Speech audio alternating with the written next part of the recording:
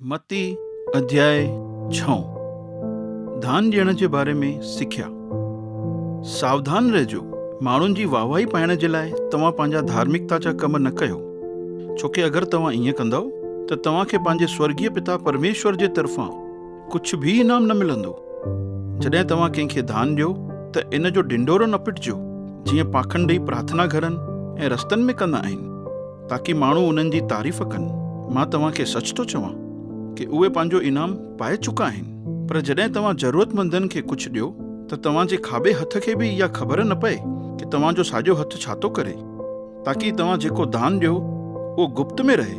तॾहिं तव्हांजो पिता परमेश्वर जेको गुप्त कम खे बि ॾिसंदो आहे, उहो तव्हांखे इनाम ॾींदो। प्रार्थना करण जे बारे में सिख्या। जॾहिं तव्हां प्रार्थना कयो त पाखंडियुनि वांगुरु न कयो, छोकी पाखंडियुनि खे प्रार्थना घरनि में ऐं चौकनि में बीह करे ईअं प्रार्थना करणु वणंदो आहे ताकी माण्हू उन्हनि खे ॾिसनि। मां तव्हांखे सच थो चवां कि उहे पंहिंजो इनाम पाए चुका। पर जॾहिं तव्हां प्रार्थना कयो त पंहिंजे कमरे में वञो ऐं दरवाजो बंदि करे गुप्त में पंहिंजे पिता परमेश्वर सां प्रार्थना कयो। तॾहिं तव्हांजो पिता परमेश्वर जेको गुप्त कम खे बि ॾिसंदो आहे, उहो तव्हांखे इनाम ॾींदो। प्रार्थना करण जे वक़्तु तव्हां गैर यहूदियुनि वांगुरु बिना सोचे सम्झे प्रार्थना न कयो, छोकी उहे ईअं सम्झंदा आहिनि कि उन्हनि जूं लंबियूं लंबियूं प्रार्थनाऊं करण सां उन्हनि खे ॿुधो वेंदो। सो इन करे उन्हनि वांगुरु न ठहो, छोकी तव्हांजे घुरण खां पहिरियों ई पिता परमेश्वर खे इहा ख़बर आहे कि तव्हांखे कहिड़ियुनि शयुनि जी ज़रूरत आहे। सो तव्हां ईअं प्रार्थना कंदा कयो: हे असांजा पिता परमेश्वर, तूं जेको स्वर्ग में आहीं, तुंहिंजो नालो पवित्र मञियो वञे, तुंहिंजो राॼ अचे, तुंहिंजी इच्छा जीअं स्वर्ग में पूरी थींदी आहे ईअं ई पृथ्वीअ ते बि पूरी थिए। असांखे अॼु जी रोटी ॾे जेतिरी असांखे ज़रूरत आहे। असांजा गुनाह माफ़ कर जीअं असां बि पंहिंजे गुनाहगारनि खे माफ़ कयो आहे। ऐं असांखे पाप करण जे लाइ जेके प्रलोभन अचनि था उन्हनि खां बचाए, ऐं असांखे बुराईअ खां बचाए, छोकी राज, सामर्थ ऐं महिमा सदा जे लाइ तुंहिंजा ई आहिनि। आमीन। सो जेकॾहिं तव्हां ॿियनि जा गुनाह माफ़ कंदव त तव्हांजो स्वर्गीय पिता परमेश्वर बि तव्हांखे माफ़ कंदो। ऐं जेकॾहिं तव्हां माण्हुनि खे माफ़ न कंदव त तव्हांजो पिता परमेश्वर बि तव्हांजा गुनाह माफ़ न कंदो। विर्त रखण जे बारे में सिख्या। जॾहिं तव्हां विर्त रखो त पाखंडियुनि वांगुरु न रखिजो, जीअं त पाखंडी पंहिंजो मुंहुं ईअं ठाहींदा आहिनि ताकी माण्हुनि खे ख़बर पए कि उन्हनि विर्त रखियो आहे। मां तव्हांखे सच थो चवां कि उहे पंहिंजो इनाम पाए चुका। पर जॾहिं तव्हां विर्त रखो त पंहिंजे मुंहं खे धो ऐं मथे ते तेल हणी करे वारनि खे ठाहियो, ताकी माण्हू न पर सिर्फ़ु तव्हांजे पिता परमेश्वर खे, जंहिंखे तव्हां ॾिसी न सघंदा आहियो, उनखे इहो ॾिसणु अचे कि तव्हां विर्त रखियो आहे।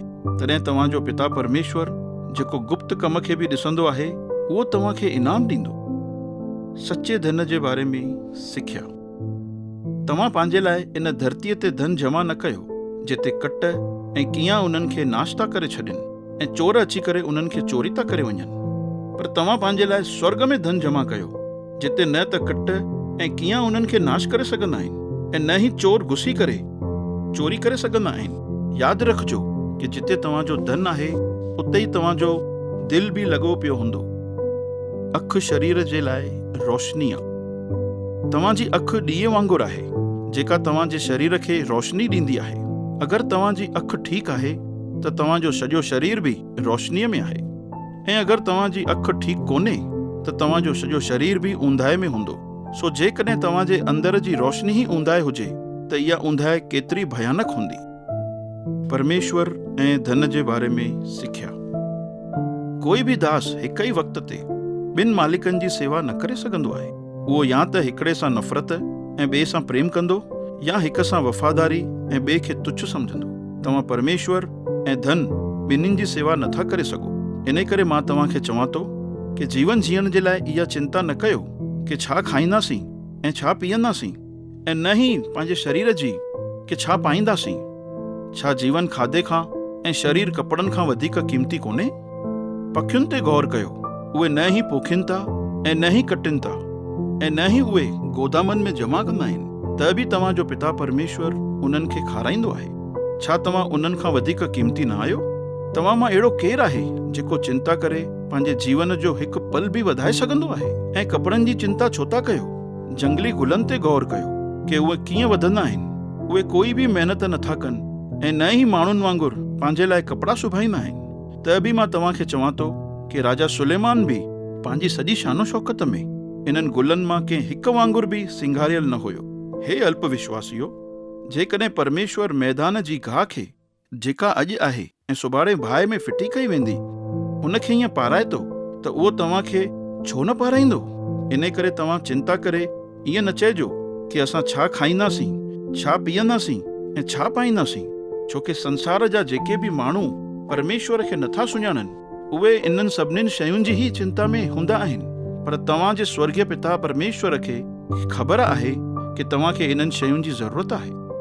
सो तव्हां सभिनीनि ॻाल्हियुनि खां वधीक पहिरियों परमेश्वर जे राज्य ऐं धार्मिकता जी ॻोल्हा में रहो, त इहे सभु शयूं बि तव्हांखे मिली वेंदियूं। सो तव्हां सुभाणे जी चिंता न कयो, छोकी सुभाणे जो ॾींहुं पंहिंजे लाइ पाण ई चिंता कंदो। अॼु जे लाइ अॼु जो ई दुख काफ़ी आहे।